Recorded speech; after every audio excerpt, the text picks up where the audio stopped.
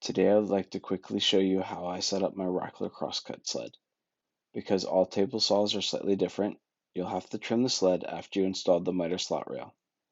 After the edge is trimmed, raise your saw blade high enough to be a reference point for your carpenter square.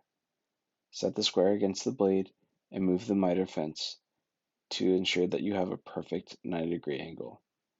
You only want to do this once, so take your time here and be as precise as you can.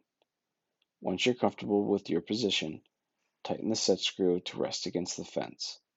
Now you should move the miter gauge line so that it sits on 0. If your table has cast iron wings like mine, you'll need to pull the sled to the edge of the table and mark the supports that run the length of the wing. It's at these points that you'll want to place the anti-friction tape.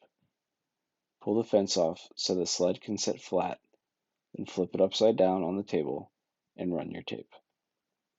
When I was finished, there was only a little bit of tape left, so I added a few pieces underneath the miter fence to help that slide as well.